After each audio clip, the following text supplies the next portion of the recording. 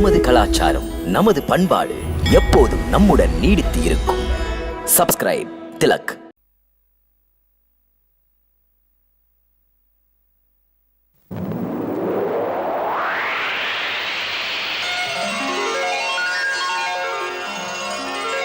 विक्रम बेटा विक्रम बेटा विक्रम बेटा विक्रम बेटा विक्रम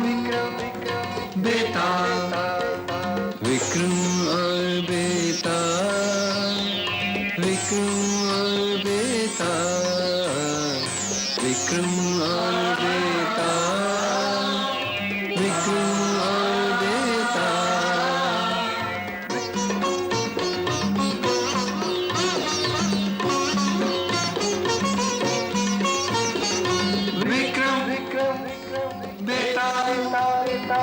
विक्रम विक्रम बेटा विक्रम और बेटा विक्रम और बेटा विक्रम और बेटा विक्रम और बेटा. விக்ரமாதித்தனின் பதிலை கேட்டு வேதாளம் மகிழ்ச்சி அடைந்தது. மீண்டும் முருங்கை மரத்தில் ஏறிக்கொண்டது. விக்ரமாதித்தன் வேதாளத்தை விடவில்லை. அதன் கையை முறுக்கி தோளில் சுமந்து கொண்டு சென்றான். எப்பொழுதும் போல் இன்றும் வேதாளம் விக்ரமாதித்தனுக்கு ஒரு புதிய கதை சொல்ல ஆரம்பித்தது. சித்திரகூட நகரத்தின் அரசன் ரூபதத்தன் ஒரு நாள் கிராமத்தின் பக்கம் வந்தான். அங்கு அவன் ஒரு அழகிய பெண்ணை கண்டான்.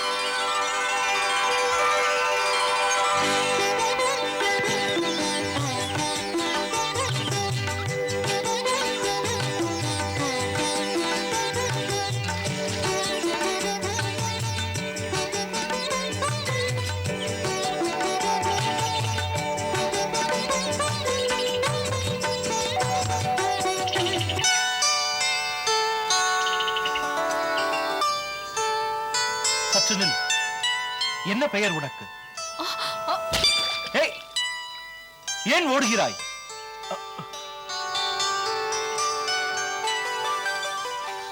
அப்பா, அப்பா, என்னம்மா? அப்பா, ஒரு குதிரை வீரன் துரத்துகிறான். யார் என்று புரியவில்லை. மகாராஜா வணக்கம். வணக்கம். மகாராஜா, அற்புதமான உங்கள் மகளின் அழகி என்னை இங்கே இழுத்தது. மகாராஜா, தாம் என்று தெரியாது. இந்த பயம் தேவையில்லை.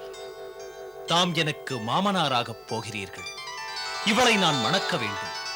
இப்படி கேட்டது தப்பில்லையே. தப்பென்று சொல்வேனா மகாராஜா?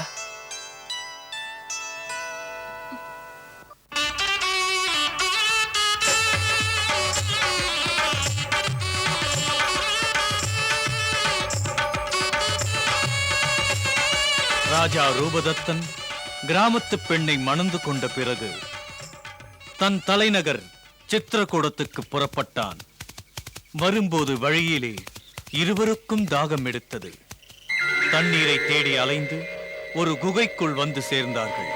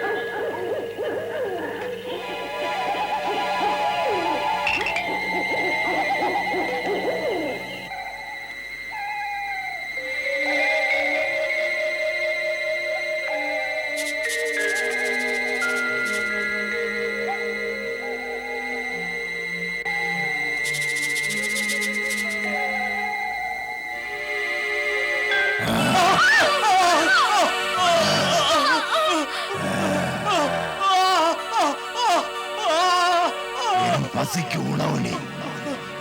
பசியார உன்னை தின்ன போகிறேன். அப்படி செய்து விடாதே மன்னன். நான் இந்த ஊருக்கு மகாராஜா ரூபதத்தன். ராஜாதானே நீ? ராஜானா ராஜாங்க சாப்பாடு. இல்லை. ராஜாவின் ஆரோக்கியமான உடம்பிற்கு அதிகமான சுவை. உன்னை தின்ன எனக்கும் ஆசை. சாப்பிட வேண்டும் என்று ஆசையா உனக்கு? சாப்பிடுவதற்கு என்னை கொல்லாதே. என் பசி என்னை கொல்லுகிறதே. பசிக்கு மிஞ்சித்தான் மற்றதெல்லாம். நான் உன்னை பசியார சாப்பிட போகிறேன். நீ என்னிடமிருந்து தப்பவே முடியாது. இல்லை என்றால் இவளை தின்று விடுவேன். இவளை பிடித்துக் கொள்ளாதே, இவளை பிடித்துக் கொள்ளாதே. போய் போய் சாப்பாடு அனுப்புகிறேன்.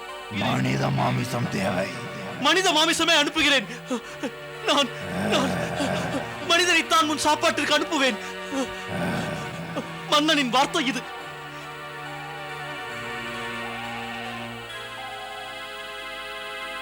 அதை செயலாக்கு. இன்றிலிருந்து 4வது நாள் என் சாப்பாட்டை இங்கு அனுப்பி வை. இல்லை என்றால் ஊருக்குள் வந்து உங்கள் இருவரையும் தின்று விடுவேன். போடா.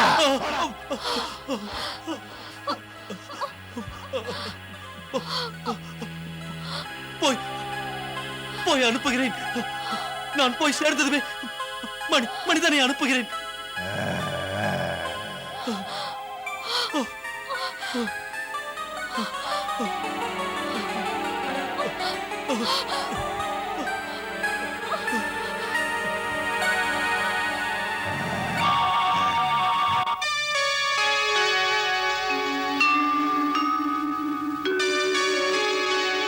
அமைச்சரே, சொல்லுங்கள் அரசே. கெடு முடியப் போகிறது. நாட்கள் கடந்தால் அவன் வந்து விடுவான். பொழுதெல்லாம் அதே பயம் என்னை சாகடிக்கிறது. நீ பயப்பட தேவையில்லை. துன்பம் ஒன்று வரும்போது துவளாதே. மந்திரியாரே, என்ன மகாராஜா? என்ன யோசனை இது பற்றி? சீராக சிந்தித்து தாமே ஒரு மனிதனை கொண்டு வந்து கொடுங்கள், அந்த அரக்கன் சாப்பிடுவதற்கு. மிக கடினம் மன்னவா.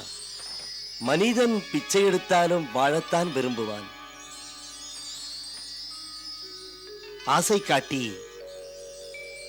செல்வத்தை அள்ளித்தந்தால் எவனாவது கிடைப்பான் என்று நினைக்கிறேன். ஆம், இது ஏற்கத்தக்க கருத்து. நமது பொக்கிஷத்திலிருந்து எடுங்கள். எடுத்து எப்படியாவது என்னை காப்பாற்றுங்கள்.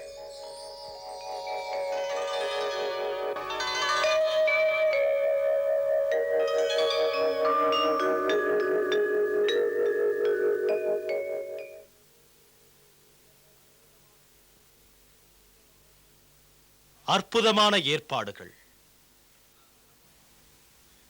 எத்தனை எத்தனை அழகு ஆபரணங்கள், கட்டித் தங்கத்தை உருக்கி வடித்த பதுமை.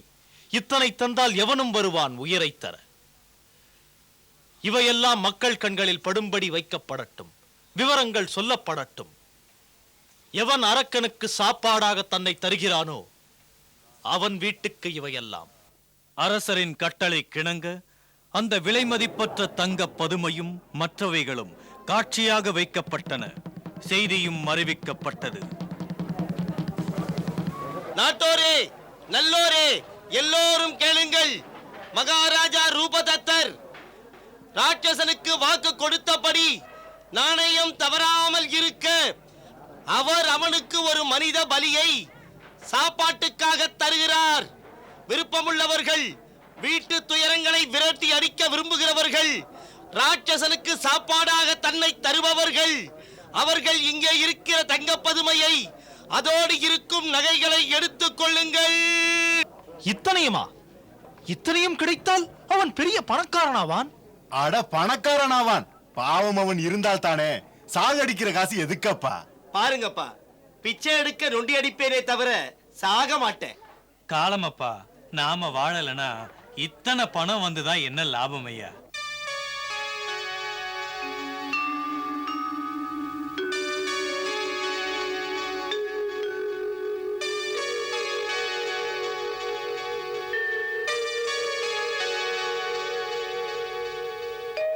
நமக்காக ஒருவன் இல்லை. தினமும் செத்து பிழைக்கிறேன். பயம் பயம் முடிவே இல்லையா?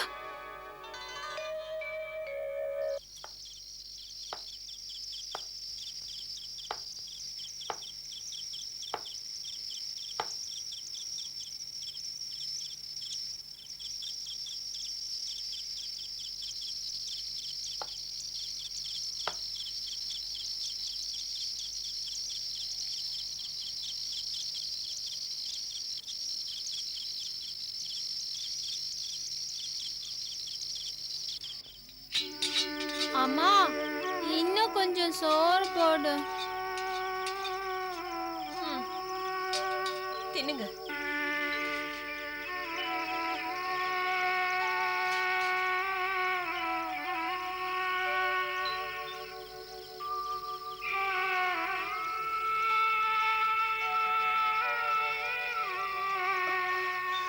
அம்மா, இன்னும் கொஞ்சம் வேணும். எங்க இருக்கு போடு. சட்டியை பாரு, சுரண்டி போட்டாச்சு. கரண்டி தான் உடையும். இன்னும் வேணுமா? எங்க போவ? சட்டியில இருந்தா தானே. இன்னும் கொஞ்சம் சோறு போடு.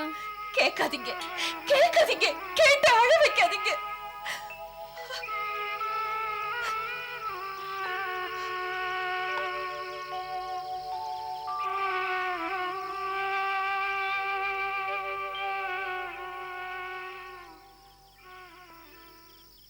எல்லாரும் செத்துட்டா நல்லது. காஞ்சு போன வயிறு இன்னும் கொஞ்சம் தான்னு கேக்குது. சின்ன பிள்ளைங்க தானே, ஏன் பெத்து போட்ட? பிள்ளைங்களை தவிர என்ன இருக்கு நம்ம கிட்ட? தினமும் நாம் பிச்சை எடுக்கணும், நீ பொங்கி போடணும். வயசு புள்ள வேலைக்கு போறது இல்லையே. இடிச்ச புலி மாதிரி வீட்டுல உட்காந்துக்கிட்டு குடுக்கறது தின்னுக்கிட்டு இருந்தா எப்படி உருப்படும்? பிச்சை எடுக்கிறத விட செத்து தொலையலாம். அப்ப அத முதல்ல செய்யுங்க. எப்ப பார்த்தாலும் முன்னு முன்னு முன்னு முன்னு. என்னமோ என்ன குத்தம் சொல்றீங்களே? யாரத்தான் நான் சொல்றது? ரோஷம் பொத்துக்கிட்டு வருது. வழக்க மாதிரி ஒரு புள்ள இருக்கானே, ஒரு காசுக்கு பிரயோஜனம் உண்டா? பட்டுது கிடக்கிறதுக்கு அஞ்ச மாட்டான். ஆனா ஒரு வேலைக்கும் போக மாட்டான். நல்ல நல்ல துணிகளா போட்டுக்கிட்டு ஊரை சுத்துவான். ராஜா அங்க வச்சிருக்காரு ஏராளமா தங்கத்தால செஞ்ச பதுமைய. இவன் மட்டும் சாகரத்துக்கு துணிஞ்சு போனா நாம வாழறதுக்கு வழி கிடைக்கும். அப்படி ஒருத்தனை பெத்து போட்டியா? போடலையே. போட்டிருந்தா குடும்பம் சுகப்பட்டிருக்கும் இல்லையா?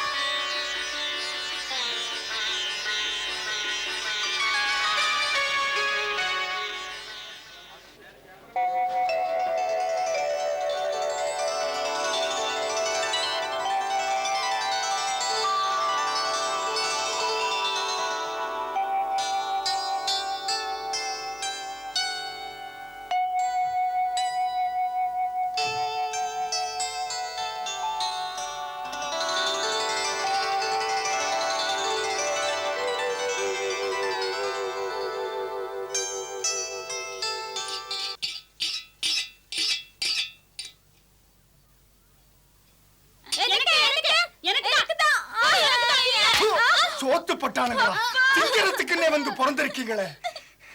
ஏன்டா என் வயிற்றுச்சலை கூட்டிக்கிறீங்க? செத்து தொலைஞ்சாலும் நிம்மதியா இருப்பேன். சுரண்டி போட்டது தின்னுபுட்டு எங்கேயாவது சுருண்டு கிடங்கடா.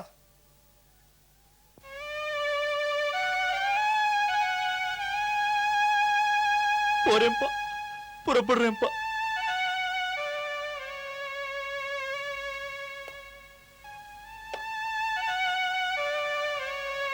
புறப்படுறேன்ப்பா, புறப்படுறேன் ராட்சச சாப்பிட. பிள்ளையா நான் பிறந்ததுக்கு உங்களுக்கு பணம் வரும், அது எனக்கு போதும்.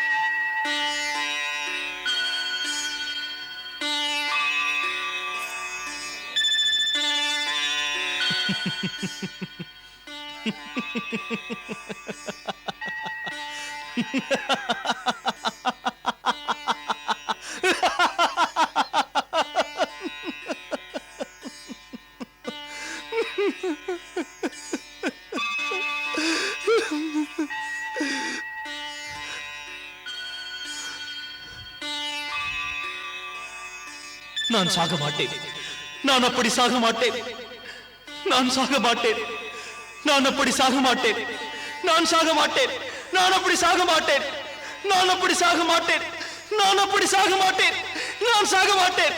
நான் அப்படி சாக மாட்டேன்.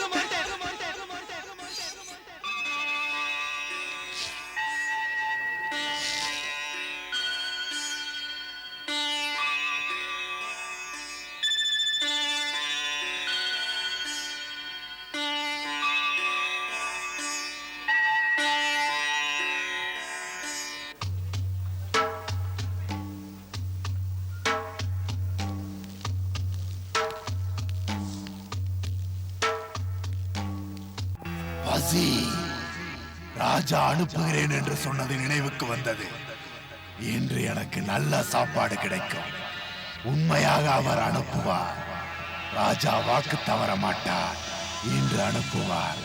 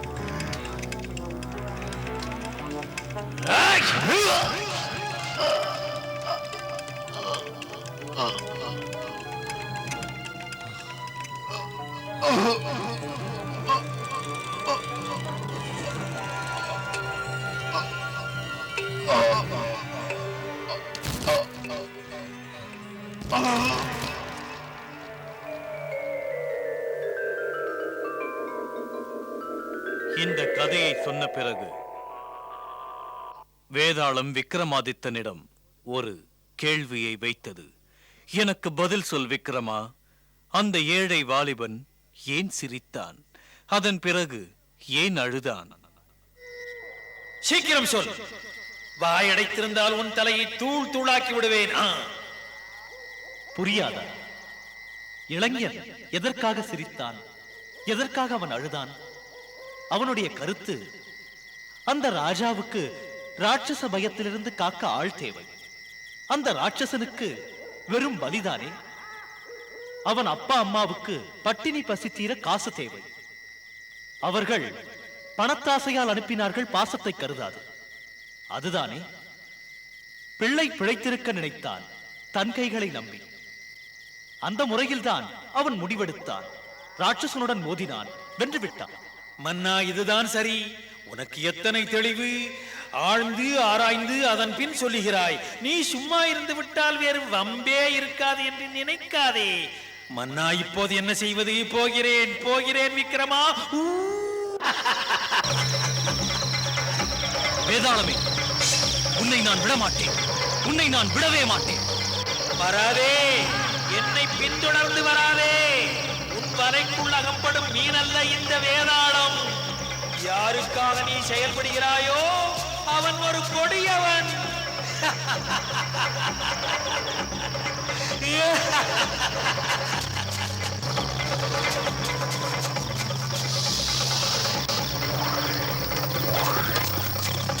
விக்ரம் விக்ரம் விக்ரம் வேதாளம் செய்யும் ஜாலம். விக்ரம் விக்ரம் விக்ரம் வேதாளம் செய்யும் ஜாலம். விக்ரமாதித்தன் வீரன் மாவீரன் சக்கரவர்த்தியின் சாகச கதைகள்.